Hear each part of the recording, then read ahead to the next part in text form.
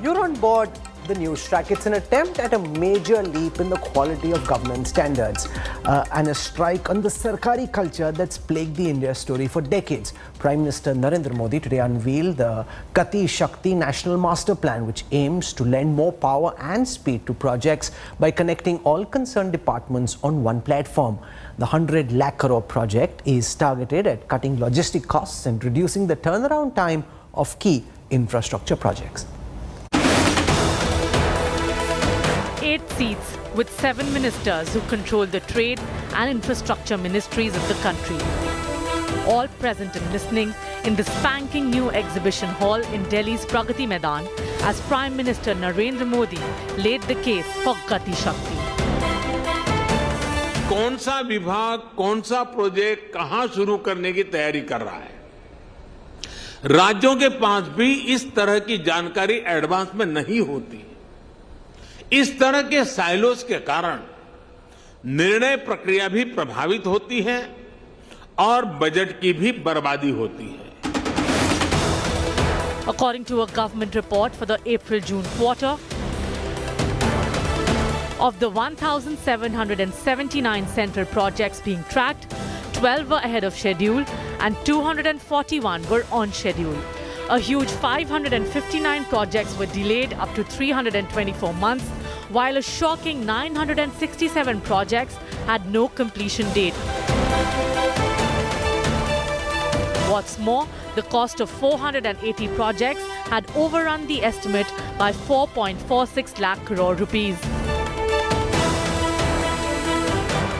Among the top 5 reasons, delays in land acquisition, delays in environment clearances, delays in tendering, lack of infrastructure support and law and order issues. Clearly, all easily solved via inter-ministerial coordination. राजनीतिक इच्छा शक्ति की कमी के साथ ही देश के infrastructure development को सबसे ज्यादा नुकसान पहुंचाया सरकारी विभागों के बीच आपसी तालमेल की कमी ने, आपसी खींचतान ने। Gati Shakti creates a common digital portal to which 16 ministries will have seamless access. This ensures that all ministries are informed and work together on projects, breaking down the so-called silos they are currently working in. Some of the targets are 11 industrial corridors and 2 defense corridors in UP and Tamil Nadu, 4G connectivity in all villages, creating 220 new airports and heliports, expanding the national highway network to 2 lakh kilometers and increasing the renewable energy capacity to 225 gigawatt from the current 88 gigawatt, all by 2024-25. Holistic approach to infrastructure has to navigate the challenges of working through a very complex federal system. It is almost like conducting a grand yet complex orchestra.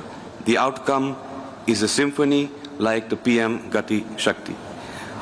I firmly believe that this symphony has the potential to change mindsets and show a path for government, industry, academia and civil society to come together and act for the collective prosperity of India. The synergy that comes from such a collaboration is a force multiplier. Infrastructure construction can be a large employment multiplier in this country, creating new job opportunities in the rural areas as well, which is much needed. In fact, new connectivity and linkages will enable the regions that are currently excluded to be added into the economic mainstream and generate consequent business opportunities. The outlay for Gati Shakti is a whopping 100 lakh crore rupees. The government is hoping that not only will the project propel the economy to the $5 trillion club by 2025, but also help projects hanging fire for years. Bureau Report, Business Today TV. This is where I wrap up the news track tonight. For your time and your trust, thank you very much. I look forward to seeing you at 8 p.m. tomorrow evening. Till then, from all of us here, goodbye, good night.